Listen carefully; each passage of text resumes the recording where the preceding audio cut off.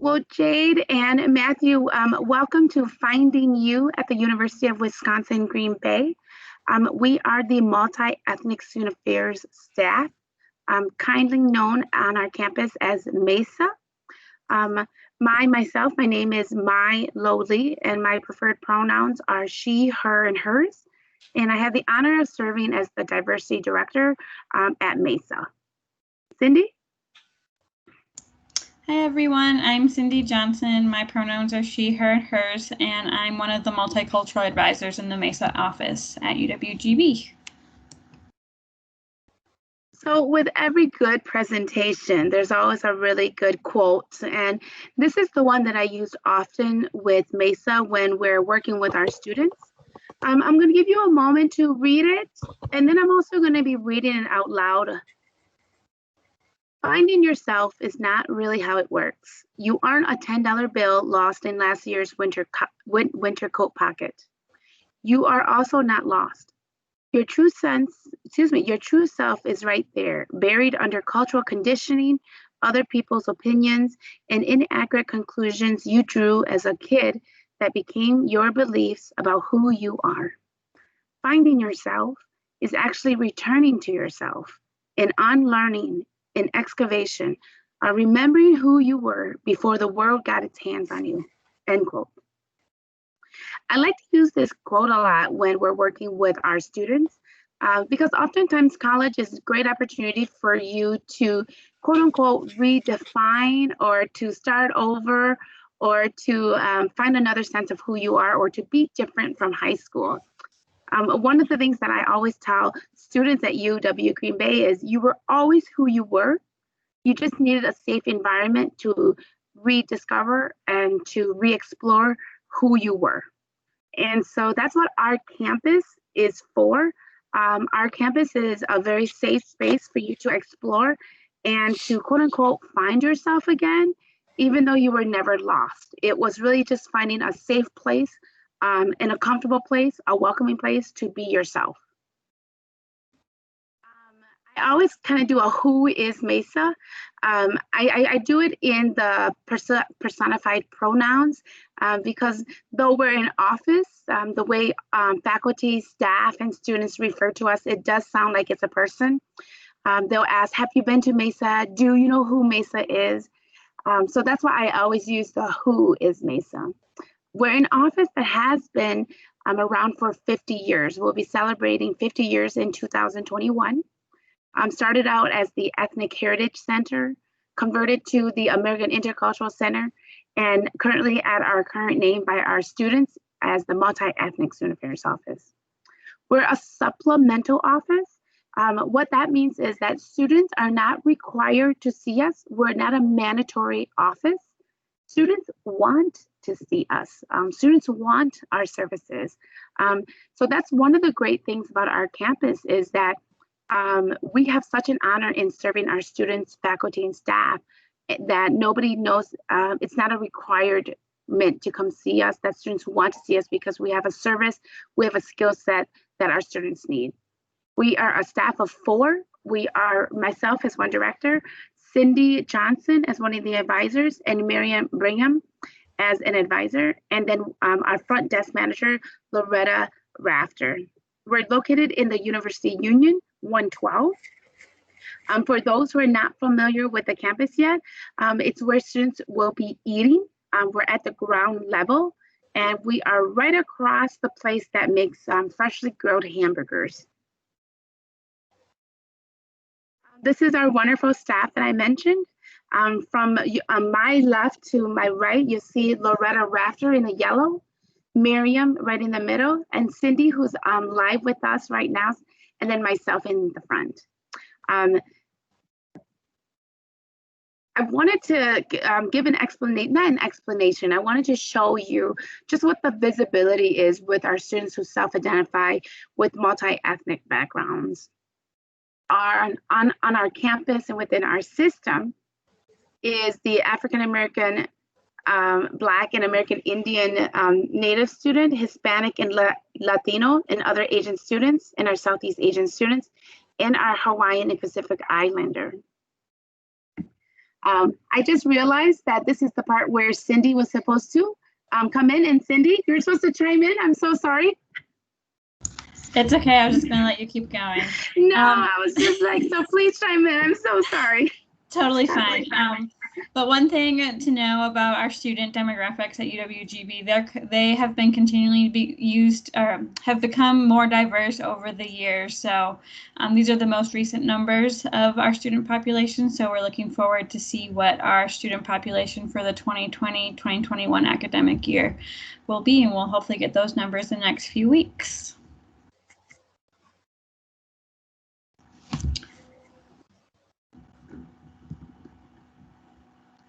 So this past academic school year, one of our student organizations, OLA, the Organization of Latino Americanos, they received the Student Org Year of the Award. So congratulations to them.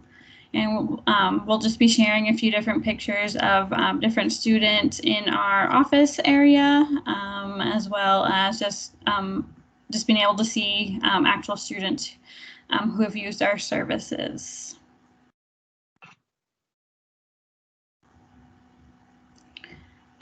Yep, and then there are quite a few different opportunities for a variety of different organizations. You do not have to identify as one of these ethnic groups or groups to participate, as long as you're an ally and an advocate for these different student organizations. The student orgs are willing to have a variety of students. So just a quick sampling of some of our student orgs.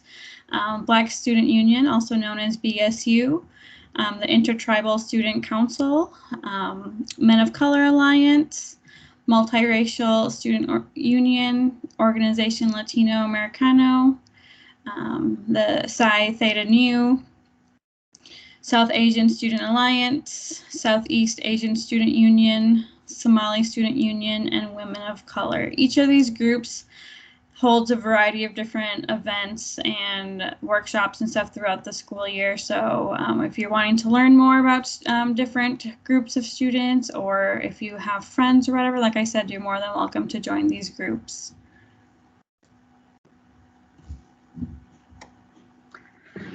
One of the I was just gonna say, one of the things that our office also does is that we also promote a lot of cultural leadership with our students. And we know that oftentimes it doesn't happen on campus. We have to take our students out. One of the conferences that we traditionally take our students to is the Wisconsin Leadership Summit. This year, it will be all virtual. Traditionally, it's held in the Wisconsin Dells/Madison area also. It is October 5th to the 9th, so it will be a 5-day virtual conference that will allow everybody different days and times and evenings for different workshops and panels. So we are going to be encouraging and promoting our students to register and to attend. The cost in the past has been free to our students. My office has always covered the cost to really make sure that students can afford these type of events. So we're going to take a moment and watch this video.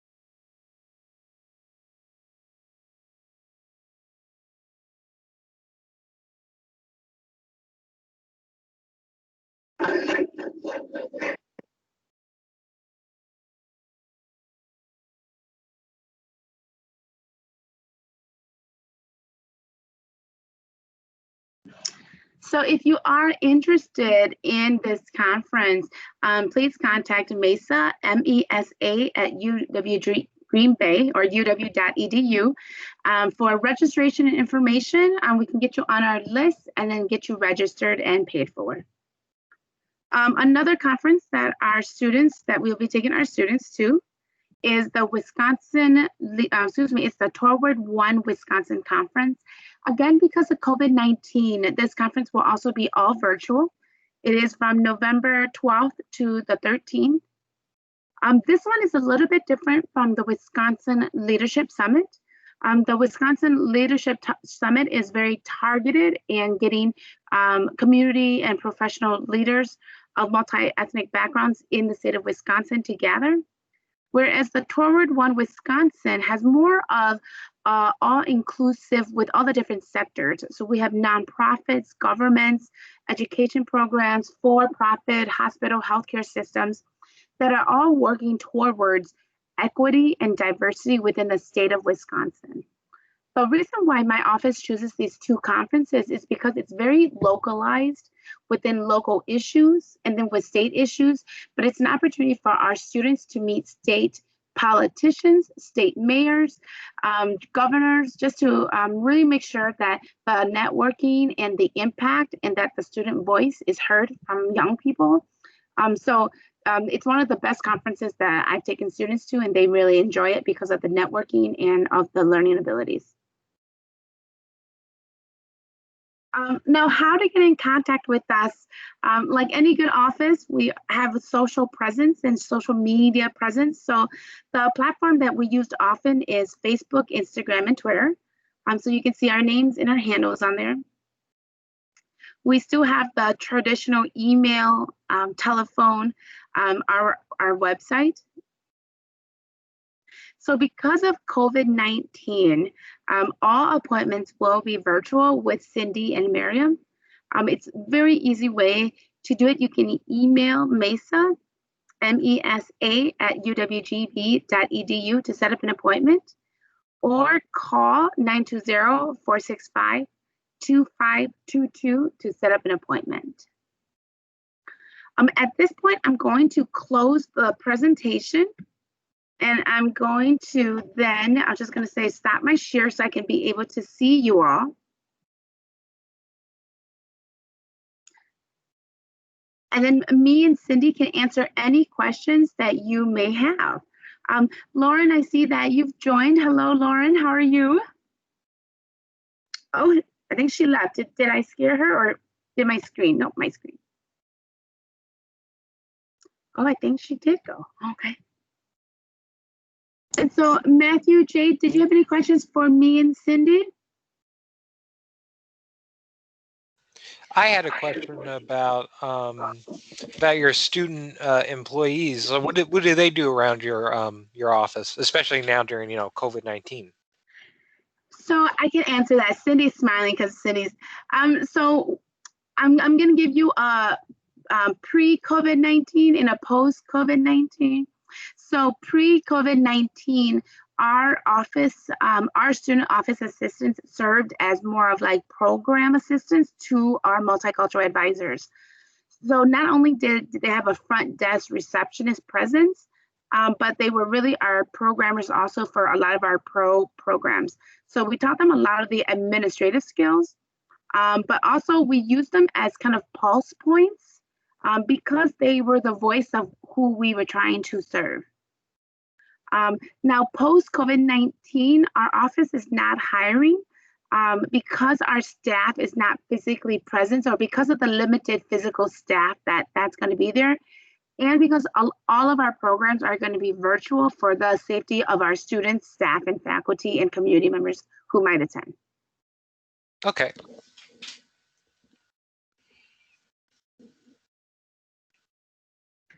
Jade, did you have any questions?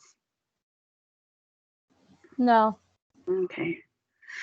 So I was just gonna say, before we let you guys go, do you guys want to share what type of involvement you guys had in high school, and Cindy and I can maybe translate that involvement on our campus?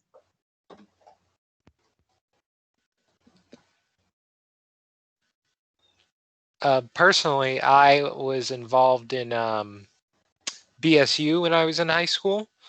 mostly. So that's what I'm looking forward to, is like the college BSU. But I also saw you guys had a multiracial student union, which I was interested in as well. Awesome. Good to hear. Yeah, that we have, as I mentioned earlier in the presentation, there are a variety of different student orgs that our office like houses, but then there are like lots of other campuses or campus organizations. Probably in a few weeks, you'll probably get information about OrgSmorg, and that is like the student organization and club fair, where you can get to learn, you can get to meet and learn about all the different opportunities that campus has.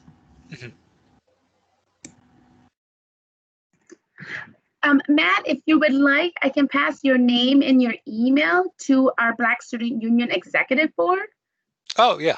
Okay, because I know right now they are planning kind of a virtual student conference to talk about what has been going on this summer with George Floyd, with Kenosha, with what currently is happening in Kenosha with the state of Wisconsin. But also one of the things that they've noticed was that a lot of, I don't want to say activities, but like a lot of the knowledge and a lot of the advocacy work hasn't been kind of targeted towards college students or young people. Yeah. And so that was one of the things that the Black Student Union was saying, you know what, it's all great, but there's really nothing targeted towards like an 18-year-old or a 19-year-old. You know, we're still, you're either kind of like what the students were telling me, like a professional advocate and community organizer, but what if you're still kind of trying to figure out who you are during this of what's going on with our current history? Yes. Like, does that make sense? Yeah, that makes sense, and that makes total sense, and that's a great that they're doing that, because I think that's, I think we need more leadership from like young people, from people our age, than, you know, like, again, professional organizers or whatnot. And so yeah, so I think I'll have them put your name and information on there. Jade, what about you? What were you involved in high school? I wasn't involved in like any of the clubs, but like I'm all for BLM, and like I went to a lot of the protests there. So I was just hoping to like learn more about that and like make sure that doesn't happen to like kids around here. Jade, would you like me to give your name also to our Black Student Union? I'm just gonna say visually, I'm just gonna say, and again, please feel free to correct me, but visually I'm taking you as an ally. And we have a lot of allies in the Black Student Union. Yeah. Do I have your permission to add your name or to have them contact you, Jade? Yeah, you can. Thank you. Now, what about, now you may have not been involved in high school, but what do you like to do outside of when you were not at the Mosinee High School? Like for what? Like what? Like for fun, you know, are you a TV binger? Are you a secret crafter? Do you love to paint? You know, or are you like a, you know, whittling wood and making statues or something? I play soccer a lot. And I like to, I don't know. Yeah, I was just gonna say, Cindy, I'm not sure if you feel comfortable, but do you want to talk about like with UWEC and our intramurals? Yeah, so I don't know, Jade, if you've been to the Crest Center, but that's a really awesome place on campus, and this goes for you as well, Matt. But that's where like our gym is. They have, you can do like cardio, weightlifting, but then they also do intramurals. Last week we had a group of incoming freshmen who we took over there, and they did with a staff member named Ethan. We did like a little like survival like test kind of thing where we learned how to purify water, set up a tent, all of that fun stuff. But also they have different stuff that you can rent out, like if you wanted to go kayaking or canoeing, They have a rental program through the Outdoor Adventure Center, which is in the Crest Event Center. There's workout classes. Some of it's obviously going to look a little different this fall due to COVID and stuff, but you can definitely check out the UREC or the Crest Center's website. There is an app that students can download. It's the UREC app. So if you want to make reservations to go work out or to go to a club or something, you can definitely do that. I know tomorrow Ethan is leading a event. It's called, I think, Boats on the Bay or whatever. It's across, it's part of campus over by the bay, where students will be able to go kayaking for free. You just have to reserve a spot. So there's lots of ways to get active. We have a whole bunch of like nature trails. There are about like 7 miles of trails across campus that students really enjoy being out, especially right now since the weather is fairly decent and comfortable unless it's raining. But there's lots to do outside to help you stay healthy and relieve that stress from academics and stuff. And Matthew, with you living off campus, that is still something that you have access to as a student. Mhm. Any other questions or comments that you would like to have us answer real quick before you all head out? I think you covered it all. Okay, well, Yeah. thanks for joining us today. I was glad. It was nice to meet you, and we wish you the best of luck with your first few weeks of the semester. Thank you. Thank you. Thank you, Matt. Thank you, Jade. I Bye. hope to Thank see you. you. I hope to see you both soon. Okay, virtually. I hope to see you both soon. Okay. Yep. All right. Bye. All right. Bye bye. Bye.